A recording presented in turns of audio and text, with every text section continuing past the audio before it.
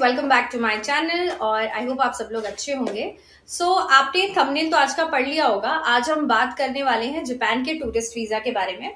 हम 2-3 सेक्शंस में बात करेंगे। सबसे पहले हम बात करेंगे हमें क्या क्या डॉक्यूमेंट्स चाहिए, और फिर हम बात करेंगे हम इसे कैसे प्रिपेयर कर सकते हैं एंड क्या प्रोसेस होगा, कैसे हमें एम्बेसी के थ्रू या फिर हमें एजेंट्स के थ्रू कराना चाहिए या हमें डायरेक्टली कराना चाहिए, इस बारे में भी हम बात करेंगे। तो चलिए फटाफट से पहले शुरू करते हैं कि हमें क्या क्या डॉक्यूमेंट्स चाहिए होंगे। मेरा वीजा आ गया है और मैंने मुंबई से वीजा अप्लाई किया है। सो ये वीडियो बेसिकली उनके लिए सबसे ज्यादा इंपॉर्टेंट है जो मुंबई में रहते हैं एंड जिनका पासपोर्ट मुंबई से इशूड है। So if your passport is issued from Mumbai और Goa and there are few more reasons, आप वीएफएस की साइट पे जाएंगे तो आप चेक कर सकते हैं। गोवा मुझे अच्छे से याद है। Mumbai, Goa, I think Gujarat also. वो जो सेक्शंस में लोग रहते हैं उनको मुंबई से ही वीजा अप्लाई करना है। उनके लिए ये वीडियो बहुत ज्यादा यूजफुल है। अदर जो स्टेट्स हैं जैसे दिल्ली हो गया, बैंगलोर हो गया, इनफैक्ट चेन्नई हो गया, और भी स्टेट्स जहाँ पे वीएफएस से जाके थ्रू आप अप्लाई कर सकते हैं, उनका डॉक्यूमेंटेशन में थोड़ा सा डिफरेंस रहेगा। चलिए हम लोग स्टार्ट करते हैं कि हमें क्या क्या डॉक्यूमेंटेशन लगेगी। सबसे पहले तो हमें जो डॉक्यूमेंटेशन, जो सबसे बेसिक डॉक्यूमेंटेशन होती है वो है आपका पासपोर्ट। आपका पासपोर्ट 6 मंथ तक वैलिड होना चाहिए।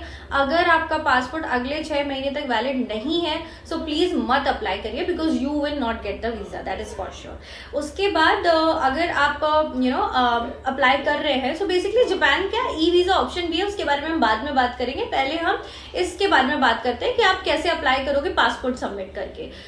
उसके उस सिचुएशन में आपके पासपोर्ट में एटलीस्ट 6 to 7 पेजेस ब्लैंक होने चाहिए, बिकॉज आपका वीजा जो है वो पासपोर्ट में लग के स्टिक होकर के आएगा। बेसिकली वीजा बहुत ही ज्यादा अच्छा लगता है देखने में। The visa comes with the photograph and all the details. वो हम बाद में बात करेंगे कि वीजा आने के बाद उसमें क्या क्या डिटेल्स मेंशन होंगी, क्या क्या आपको चेक करनी है। ये एक पहला डॉक्यूमेंट है जिसकी आपको जरूरत पड़ेगी। दूसरा जो इंपॉर्टेंट डॉक्यूमेंट है that is the application form. Application form आपको वीएफएस की साइट से मिलेगा। अभी थर्ड डॉक्यूमेंट जो हमें चाहिए होगा that is your covering letter. Basically आपके पास एक कवर लेटर होना चाहिए।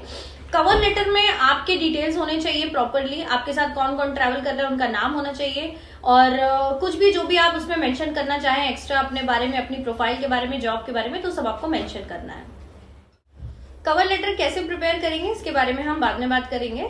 मैं आपको बता दूंगी, एक एग्जांपल दे दूंगी कवर लेटर आप आसानी से कैसे प्रिपेयर कर सकते हो। तो जैसे मैंने आपको बताया कि इसमें आपके बेसिक डिटेल्स होनी चाहिए, आपके साथ जो भी ट्रैवल कर रहे हैं उनके बारे में होना चाहिए। अगर आप वर्किंग है तो प्लीज उसमें अपनी डेजिग्नेशन, अपनी कंपनी का नाम मेंशन करिए।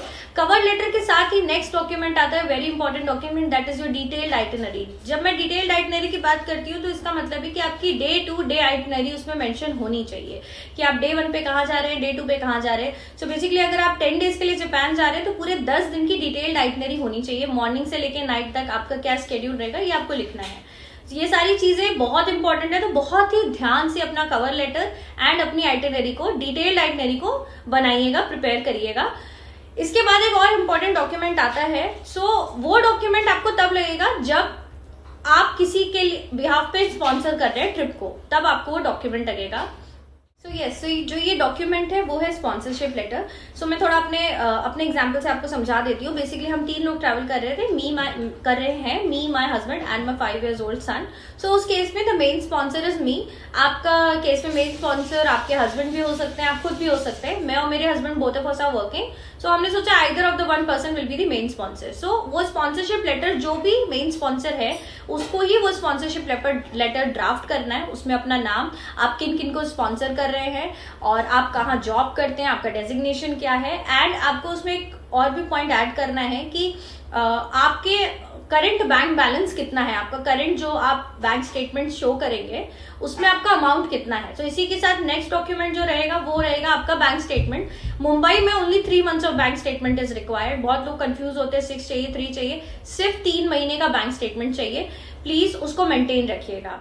जब मैं बात कर रही हूँ कि बैंक स्टेटमेंट मतलब बैंक आपका अकाउंट मेंटेन होना चाहिए, तो कैसे मेंटेन होना चाहिए मैं आपको थोड़ा एक्सप्लेन कर देती हूँ। बेसिकली आपको 3 महीने का बैंक स्टेटमेंट देना है। तो जब आप बैंक स्टेटमेंट, जो आपकी स्टार्टिंग डेट है, आप कोशिश करिए कि जो भी आप बैंक का स्टेटमेंट दे रहे हैं उस अकाउंट में थोड़ा पैसा पहले से है। फॉर एग्जाम्पल अगर 3 लोगों का ट्रिप है तो आप कम से कम 8 to 9 lakhs का अमाउंट दिखाइए, विच is very important because Japan एक एक्सपेंसिव कंट्री है। सो एम्बेसी वालों का पॉइंट ऑफ व्यू रहता है कि आप फाइनेंस कर सकते हैं कि नहीं कर सकते हैं पूरी ट्रिप को, इसलिए आप उसमें थोड़े पैसे स्टार्टिंग ऑफ द मंथ से दिखाइए। 3 महीने के पहले के स्टार्टिंग से 3-4 लाख रुपए दिखाइए, 2-2.5 लाख भी चलेगा। उसके बाद धीरे धीरे करके आप उसमें पैसा सबमिट करिए। लेकिन ध्यान रखिए, फॉर एग्जाम्पल अगर आप 20 तारीख को वीजा अप्लाई करने जा रहे हैं तो उसी महीने की 1 तारीख को ही आपका लास्ट ट्रांजैक्शन होना चाहिए। उसके बीच में कुछ दिन के लिए उस पैसे को मेंटेन रखिए, just keep a locking about. वही अमाउंट आपको अपने स्पॉन्सरशिप लेटर में मेंशन करना है कि ये मेरा बैंक अकाउंट नंबर है और इसमें मेरे इतना इतना बैलेंस है और ये मैं बैलेंस यूज करूंगा अपनी पूरी कंप्लीट ट्रिप को फाइनेंस करने के लिए, अपने लिए और अपनी फैमिली के लिए। सो ये हो गया अब तक के डॉक्यूमेंट्स। अभी तक हमने कवर कर लिया है आपका passport, then your application form, then comes your cover letter, itinerary, detailed itinerary and your sponsorship letter and your bank statement. Next document की बात करते हैं। अब ये जो हमारा नेक्स्ट डॉक्यूमेंट है थोड़ा सा ट्रिकी है। हम बात करने वाले फ्लाइट आइटनरी के बारे में।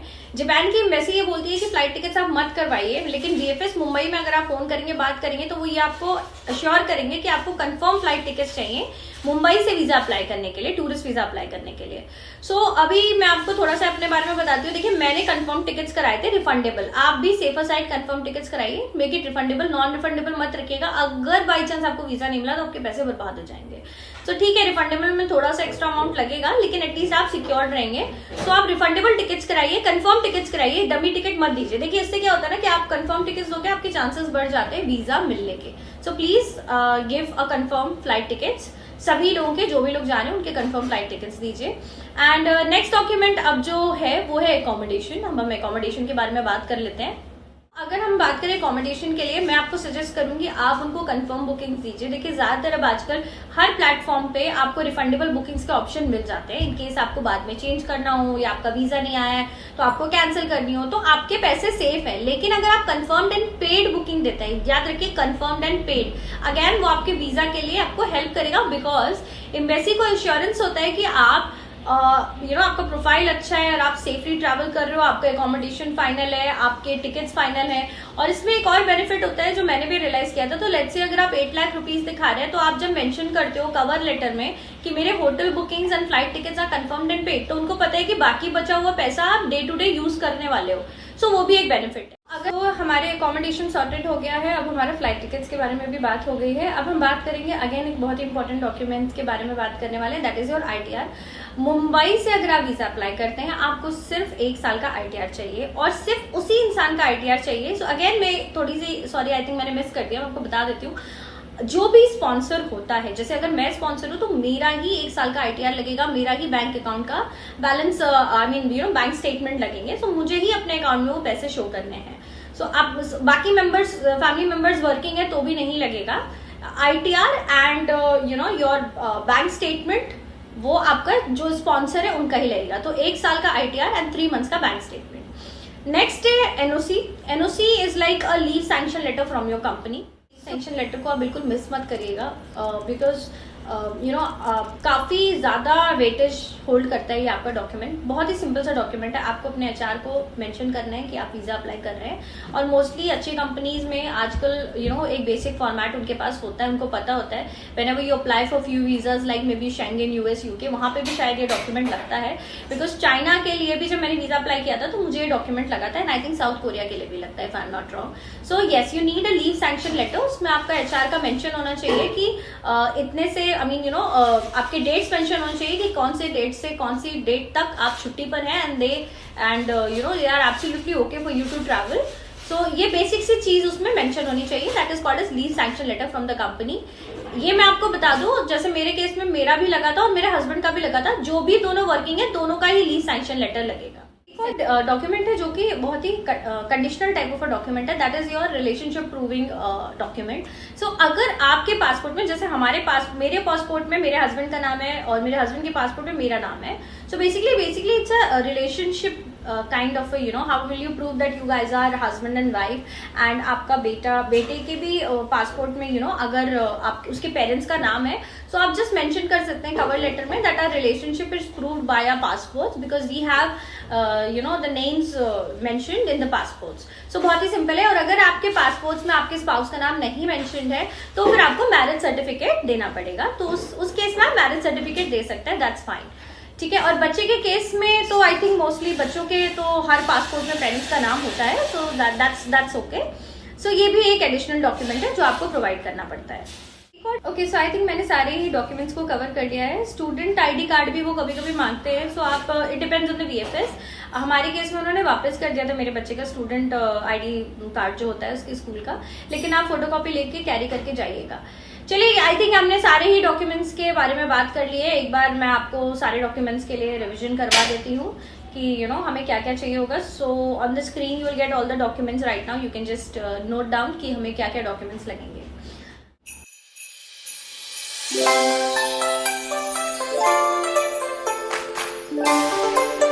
अब चलिए बात करते हैं हमारे नेक्स्ट स्टेप के बारे में, विच इज कैसे अप्लाई करना है, क्या करना है। सो कैसे अप्लाई करना है, आपने एप्लीकेशन फॉर्म डाउनलोड कर दिया, आपने फोटोज ले ली।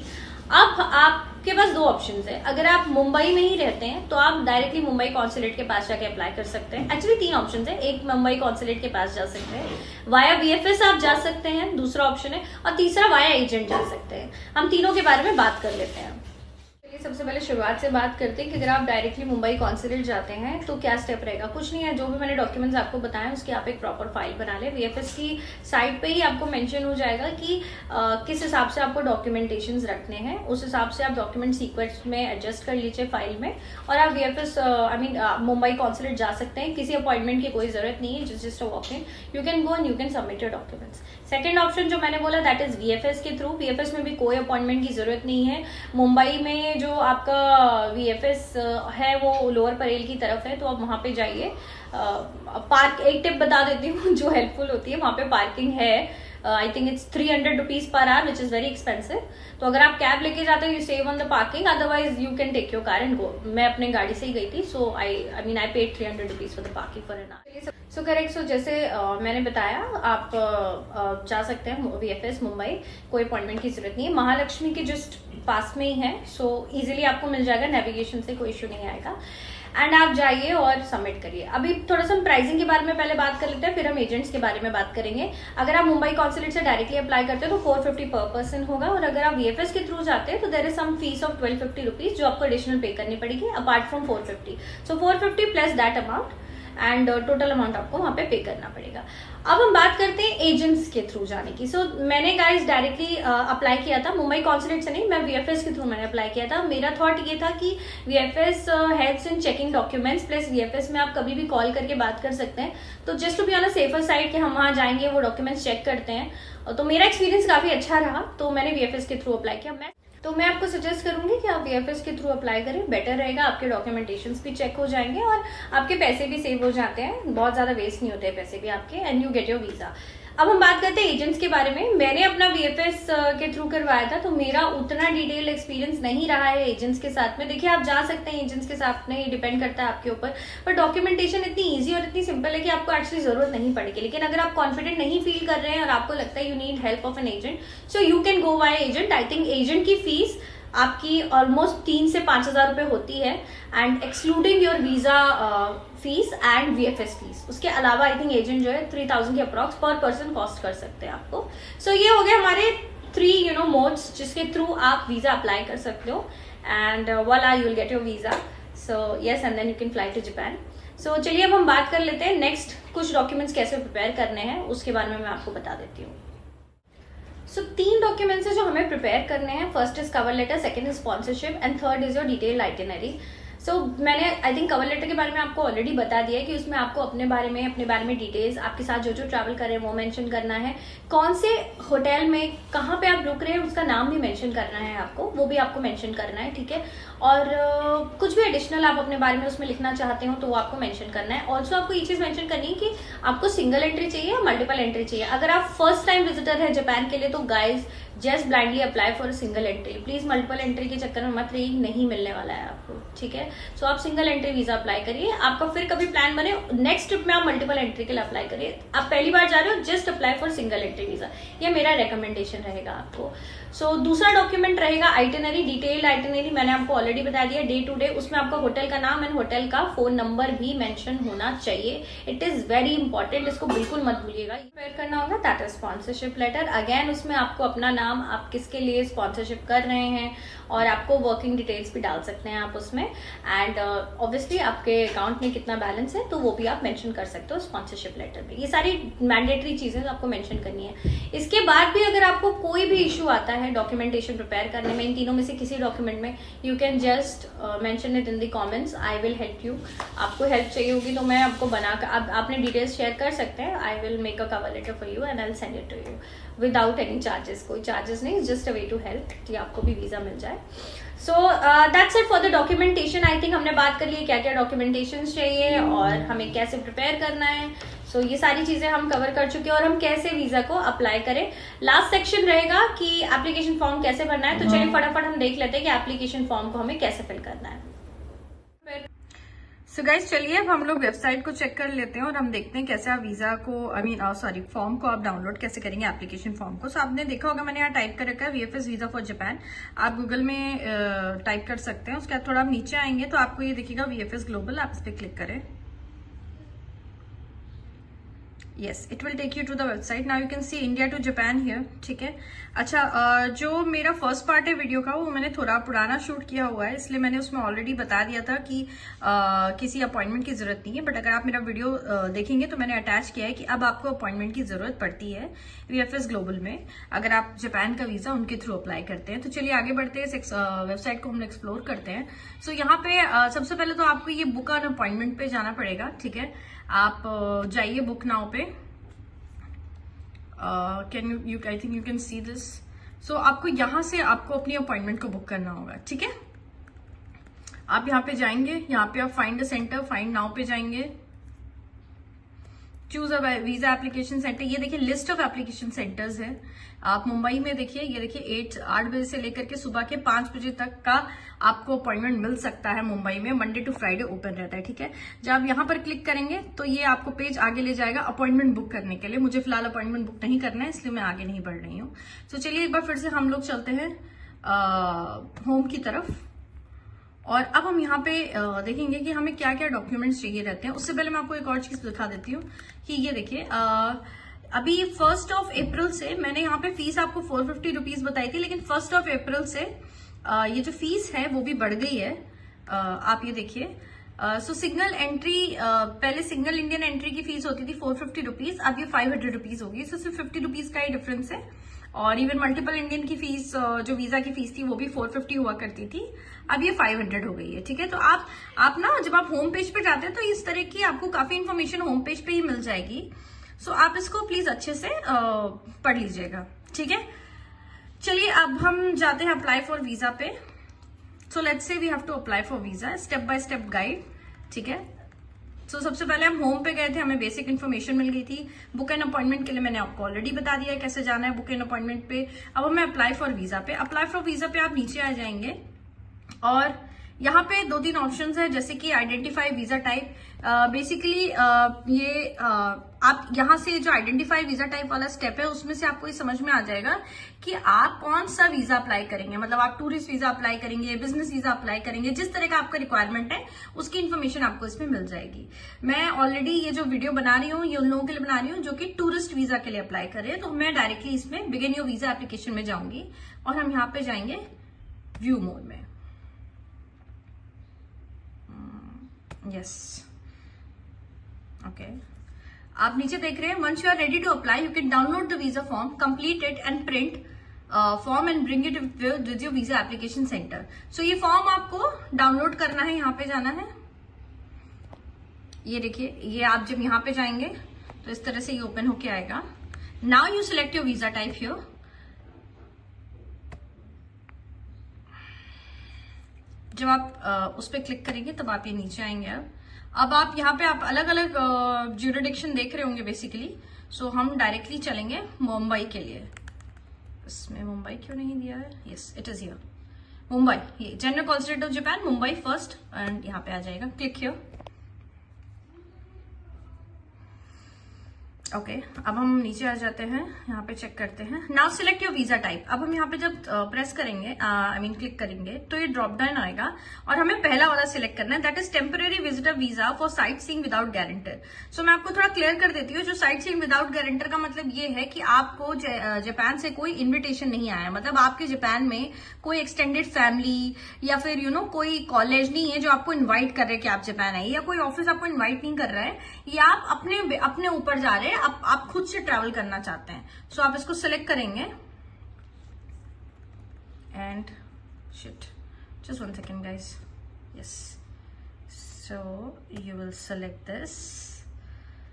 और अब हम आइए इसकी डिटेल्स को चेक कर लेते हैं। सो देखिए, साफ मेंशन किया है, this visa allows people to visit Japan for a holiday और recreation for a stay up to 90 days. तो बेसिकली 90 डेज का मतलब ये नहीं कि आपको पूरे 90 दिन का मतलब आप 90 दिन जापान में रह सकते हैं, ऐसा नहीं है। ये वीजा मिलता है 90 डेज के ड्यूरेशन का है, जैसे 3 महीने का वीजा मिलेगा। उस 3 महीने में आपको जब वीजा आएगा तो उसमें मेंशन होगा कि 15 दिन के लिए मिला है, 10 दिन के लिए मिला है, या मे बी 30 दिन के लिए भी मिलता है लोगों को। It totally depends. जो आप आइटिनरी शेयर करते हैं ना, अपना फ्लाइट टिकट और सब डिटेल्स शेयर करते हैं, उसके हिसाब से आपको ये नंबर ऑफ डेज के हिसाब से वीजा मिलता है। तो अब हम इसमें वीजा फीस में क्लिक करेंगे, जो मैं आपको पहले भी दिखा चुकी हूँ, वही सेम चीज देखिए यहाँ पे मेंशन है। ठीक है, आप इसको पूरा नीचे जाकर के पूरा अच्छे से एक्सप्लोर करके आप हर चीज की पढ़ सकते हैं। ये देखिए, ये VFS के चार्जेस भी साथ दिए हुए हैं, 800 रुपए यहाँ पे लिखे हुए हैं। तो आप इसको अच्छे से पढ़ लीजिए, तो आपको जो भी अपडेटेड इस समय फीस चल रही है उसका पूरा आइडिया लग जाएगा। नेक्स्ट, डॉक्यूमेंट्स रिक्वायर्ड क्या होंगे। चलिए एक काम करते हैं, सबसे पहले हम लोग फॉर्म की तरफ चलते हैं। नहीं, चलिए हम डॉक्यूमेंट्स रिक्वायर्ड को ही देख लेते हैं एक बार। ये रहे डॉक्यूमेंट्स रिक्वायर्ड, ये आप इसको पूरा पढ़ लीजिए अच्छे से, क्या क्या डॉक्यूमेंट्स रिक्वायर्ड होंगे। जो डॉक्यूमेंट्स मैंने बताए हैं ये एग्जैक्टली वही डॉक्यूमेंट्स हैं, लेकिन अगर वेबसाइट में कुछ भी अपडेट होता है तो आप जब आप वीजा अप्लाई करें ना गाइस, तो आप हमेशा इस वेबसाइट को याद रखिए, आप पूरा अच्छे से चेक कर लीजिए, क्योंकि अक्सर क्या होता है जब हम ये जो कॉन्सुलेट की वेबसाइट्स होती है अपडेट होती रहती है। सो इसमें आपको अपडेटेड इन्फॉर्मेशन मिलती रहेगी कि इस समय बेसिकली क्या डॉक्यूमेंट्स और रिक्वायर्ड होते हैं आपके। ठीक है, तो बेसिकली मैं यहाँ पे जो देख पा रही हूँ अभी, ज्यादातर तो कोई ऐसा डॉक्यूमेंट चेंज नहीं हुआ है। ये देखिए, लास्ट इनकम आईटीआर लेटेस्ट तो 1 ईयर जो मैंने बताया था, बैंक स्टेटमेंट्स आपके 3 मंथ्स के। सो आई थिंक ये सारी वही चीजें हैं जो मैं ऑलरेडी आपको ब्लॉग में समझा चुकी हूँ। फिर भी अगर आपको कोई इश्यू हो तो आप मुझसे पूछ सकते हैं। खास ध्यान रखिएगा, ये जो फॉर्म है जो भी खुल के आया है लिस्ट, ये आपको डाउनलोड करना है। ठीक है, यहाँ से आपको डाउनलोड करना है, इस जगह से आपको ये प्रिंट करके डाउनलोड करके प्रिंट करके आपको अपने साथ कैरी करना है। इसको आप भरिएगा नहीं, ये वहीं पर ही जो वीजा ऑफिसर होगा VFS में, वो आपकी हेल्प कर देंगे। ठीक है, ताकि अगर कोई चेंजेस करने हो तो वो खुद से ही कर देंगे। और वैसे अगर आप चाहें तो इसमें यहाँ पे येस और नो में कर सकते हैं कि आपने क्या क्या डॉक्यूमेंट, जो भी डॉक्यूमेंट्स आप सबमिट कर रहे हैं वो सारे येस में कर दीजिए। जो नहीं कर रहे हैं या कोई स्पेशल रिमार्क आपको लिखना हो यहाँ पे मेंशन कर सकते हैं। आगे बढ़ते हैं हम लोग। हाँ, ये जो बीच का सेक्शन है, आपने पिछले 2 साल में कोई ऐसी कंट्री ट्रैवल करी हो जिसका स्पेसिफिकली वो कंट्री जिसका वीजा आपके पासपोर्ट में हो, जैसे मैंने चाइना ट्रैवल करी थी, मतलब उस तरह की कोई भी कंट्री अगर आपने ट्रैवल करिए तो आप मेंशन कर सकते हैं। बाकी मेजरली ये है तो ऑस्ट्रेलिया, कनाडा, यूरोप, USA के लिए आप चाहो तो यहाँ पे मेंशन कर सकते हो, और भी कोई कंट्री, लेकिन वीजा वैलिड होना चाहिए उसका। ठीक है, जब आप जापान के लिए वीजा अप्लाई कर रहे हो। ओके, अब आप नीचे देखेंगे तो यहाँ पे लिखा हुआ है एप्लीकेंट और एजेंट सिग्नेचर। सो इस समय यहाँ पर आपको अपना नाम लिखना है, यहाँ पे अपना साइन करना है, नीचे अपना नाम लिखना है और अपना कॉन्टैक्ट नंबर लिखना है। ये जो है, ये जो VFS मैंने बोला ना प्रिंट आउट करके लेके जाएंगे, तो वहां पे जो ऑफिसर होंगे वो इसमें साइन करेंगे। ठीक है, चलिए अब हम इसको बंद कर देते हैं और हम फिर से इसी पेज पे आ गए हैं। अब आपको फोटो स्पेसिफिकेशंस क्या होनी चाहिए, इसका आपको खास तौर से ध्यान रखना है। ये आपको पूरी इन्फॉर्मेशन आपको यहाँ पर मिल जाएगी। ठीक है, मैं आपको एक चीज बता देती हूँ, 45 by 45 भी चलता है और 2 by 2 इंचेस चलता है, दोनों ही चीजें चलेंगी। आप देख रहे होंगे यहाँ पे लिखा है 2 by 2 इंचेस, और यहाँ पे आप नीचे देखेंगे तो it is mention 45 by 45 mm, तो ये भी चलेगा। ठीक है, ओके खासतौर से ध्यान रखें, face visibility should be 70 to 80%। Professional photographer से खिंचवाएं, जो लोग वीजा के लिए फोटोज खींचते हैं। मेरा रेकमेंडेशन ये रहेगा कि आप उनके पास जाएं, उनसे ही फोटोज लें। चलिए नेक्स्ट हम आ जाते हैं, फोटो स्पेसिफिकेशंस हो गया। अब प्रोसेसिंग टाइम की बात कर लेते हैं। सो गाइज, जब मैंने भी वीजा अप्लाई किया था, मैंने अपना वीजा फेब्रुअरी में अप्लाई किया था, मुझे पूरे 9 वर्किंग डेज लगे। I think I was very lucky enough, क्योंकि उसी के बाद ही रूल काफी चेंज हो गए। अब 15 दिन लग रहे हैं मुंबई से वीजा मिलने में, ठीक है। और अब आपको अपॉइंटमेंट भी चाहिए। जैसे मैंने बताया उस टाइम अपॉइंटमेंट की जरूरत नहीं थी, लेकिन मे बी अब शायद बहुत ज्यादा लोग जा रहे हैं या जो भी रीजंस रहे हो, इसलिए ये सारे चेंजेस हुए हैं। अब आ जाते हैं हम लोग मेन चीज, जो कि है डाउनलोड फॉर्म को डाउनलोड करना है। सीधा आप यहाँ पे जाइए, visa application form. So guys, ये रहा आपका visa application form to enter Japan. चलिए अब हम इसको बहुत ही ध्यान से, इस फॉर्म के बारे में हम थोड़ी बातचीत करेंगे। अब सबसे पहले तो मैं आपको एक छोटी सी बात बता दूं, ये जो फॉर्म है आपको डाउनलोड करना है, ठीक है। इसका प्रिंट आउट लेके जाना है आपको। चाहे आप इस फॉर्म को ऑनलाइन भरे या आप इसको डाउनलोड करके ऑफलाइन भरे, आपको प्रिंट आउट लेके जाना ही है। दैट इज मैंडेटरी, ठीक है। क्योंकि ये चाइना वीजा नहीं है। चाइना वीजा में क्या होता है, फॉर्म भरते हैं, फॉर्म सबमिट हो जाता है ऑटोमेटिकली, फिर आप डाउनलोड करते हैं। ये कहीं सबमिट नहीं होता है, या इसलिए आप इसको अभी भी अगर इसको अभी मैं यहाँ पे अगर इसको फिल करूँ अपनी डिटेल्स से, तो फिल करने के बाद मुझे इसको डाउनलोड करना ही है और प्रिंट आउट निकालना है, ठीक है। फोटो को पेस्ट मत करिएगा। फोटो को पेस्ट वो लोग खुद ही कर लेंगे। आप बस 2 से 4 फोटो अपने साथ लेके जाइएगा। 2 फोटोज वो बोलते हैं, ये मेरा रिकमेंडेशन है, 1-2 एक्स्ट्रा लेके चले जाओ, कोई ऐसा प्रॉब्लम की बात नहीं है, ठीक है। चलिए अब बात करते हैं फॉर्म को कैसे बनना। Form is very simple and very very simple. ये आप सामने देख रहे हैं, सबसे पहले शुरू होता है आपके सरनेम। आपका जो भी सरनेम हो यहाँ पे डाल दीजिए। मैं एक रैंडम नाम ले लेती हूँ, अंजलि तिवारी, एक रैंडम नाम ले लेती हूँ, ठीक है। चलिए, या फिर कोई भी नाम नहीं लेती हूँ। चलिए सरनेम मान लीजिए, जो भी आपका सरनेम है, whatever is your surname, ठीक है। You have to fill here, ठीक है। ध्यान रखिए, मिडिल नेम नहीं रखना है, सिर्फ surname. Given and middle name आपको जो कि पासपोर्ट में है, बिल्कुल वैसे का वैसे ही डिटेल्स यहाँ पे आपको भरनी है, ठीक है। तो अगर आपका फर्स्ट नेम राहुल है, आपका फर्स्ट नेम अंजलि है, whatever is your first name, वो आपको यहाँ पे सेक्शन 2 में भरना है, सेकेंड लाइन में। आप कोई और अदर नाम हो आपका, तो वो भी आप यहाँ भर सकते हैं, ठीक है। अब आपकी डेट ऑफ बर्थ जो पासपोर्ट में है, प्लेस ऑफ बर्थ, सिटी क्या है, city Mumbai, state province will be your Maharashtra and country India, ठीक है। उसके बाद आप मैरिड है, सिंगल है, वॉट एवर है, वो यहाँ पे आपको करना है, ठीक है। यहाँ पे आपको टिक करना है, ओके। इस तरीके का क्रॉस आएगा। जब आप खुद से हाथ से भर रहे होंगे तो आप टिक भी कर सकते हो, या फिर इस तरीके का ना क्रॉस लगा दीजिएगा। ये बहुत ही नीट एंड क्लीन लगता है, ठीक है। और उसके बाद हम इधर देख लेते हैं, अपना जेंडर आपको फिल करना है, ठीक है, male and female. Now comes your nationality और citizenship. So obviously Indian nationality, ठीक है। अगर कोई और नेशनैलिटी थी आपके पास कभी, या जो भी आप सिटीजन है, तो आप यहाँ फिल कर सकते हैं।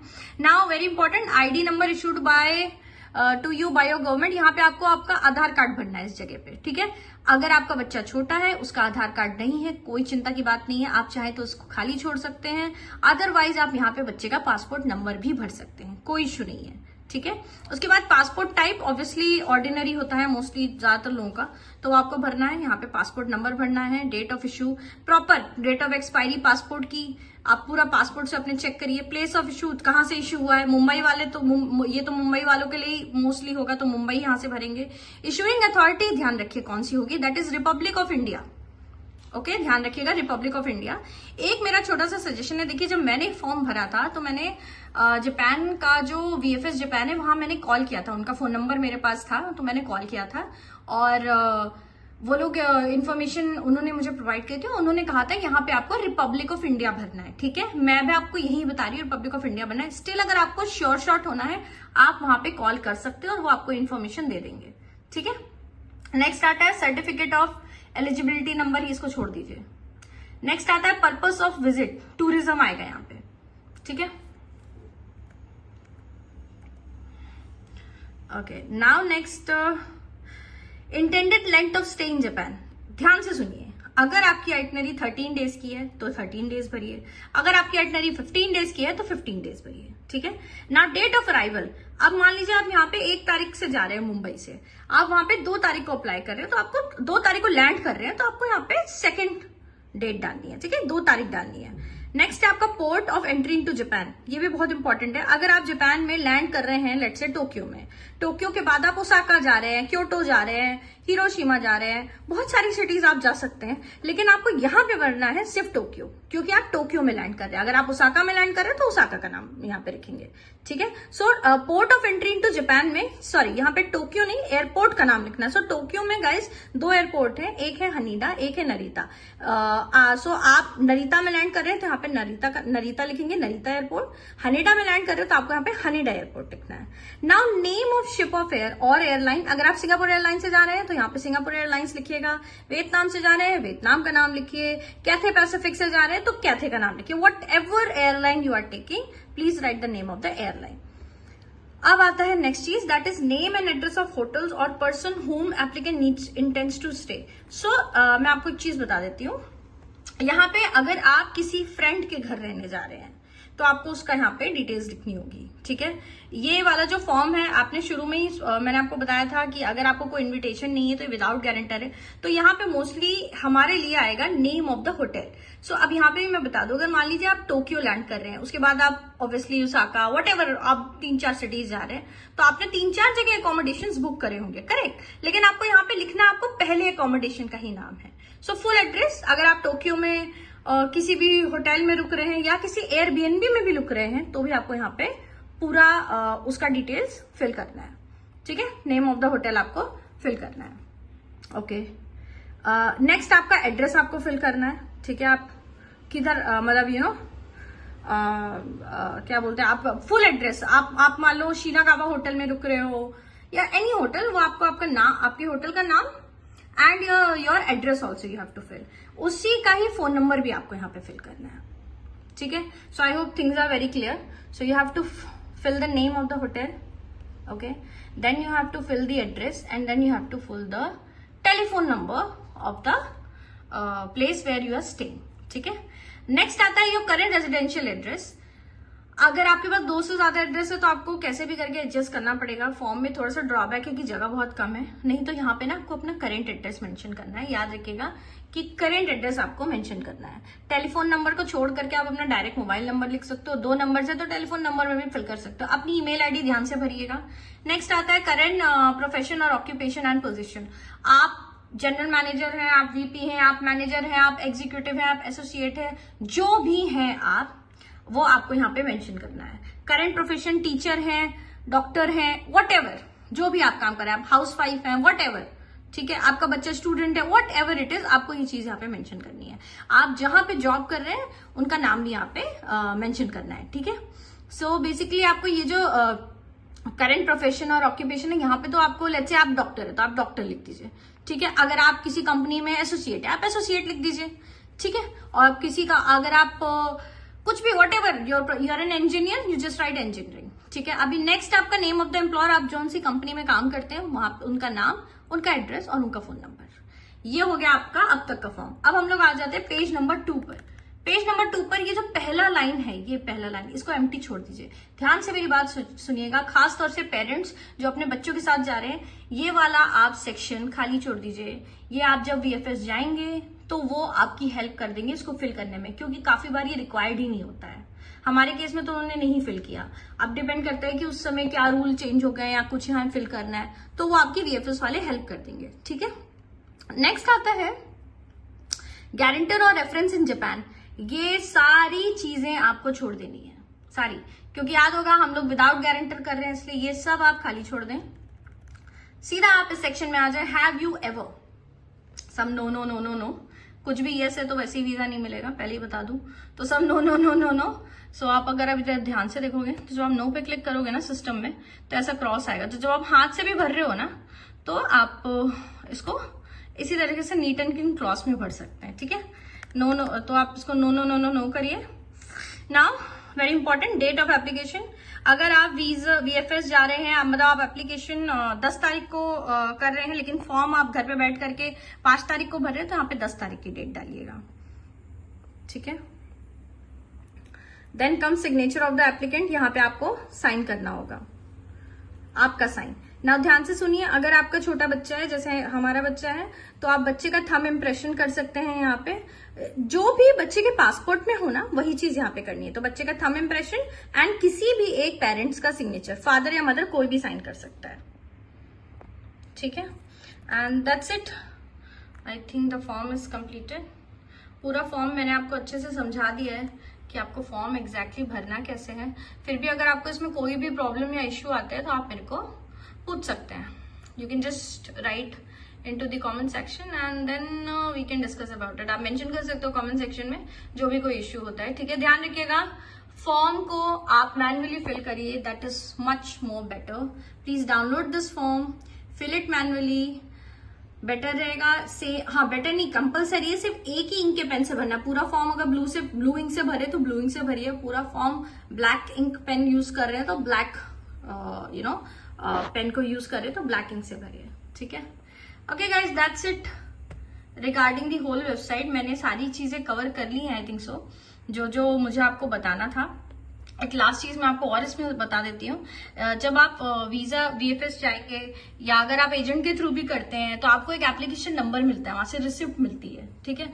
उसमें रिसिप्ट में ना आपका एक एप्लीकेशन नंबर लिखा होगा। आप यहाँ पे जाएंगे ट्रैक योर एप्लीकेशन पे, then you will go here. यहीं से मैं ट्रैक कर पा रही थी और यहाँ पे आपको वो एप्लीकेशन नंबर डालना है, ठीक है, रेफरेंस नंबर। और यहाँ आपको अपनी डेट ऑफ बर्थ डालनी है और ये जो भी मेंशन है ZZ जो भी लेटर्स यहाँ पे FKT ये आपको यहाँ पे मेंशन करने हैं, then you have to submit.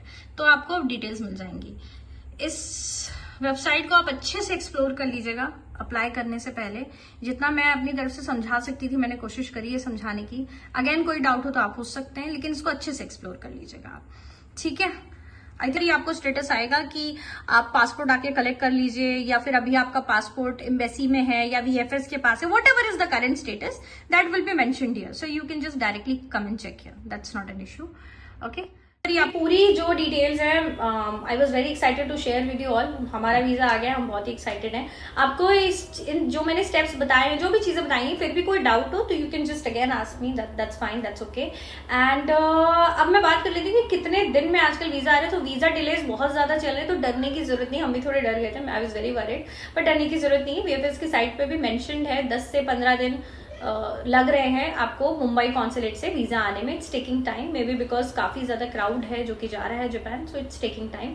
So you don't need to be scared, you will get your visa and voila, if you get your visa, congratulations once you get it। so जिनको मिल जाता है इस information से please comment करिएगा, I'll be happy for you guys also, and then you can enjoy your trip to Japan।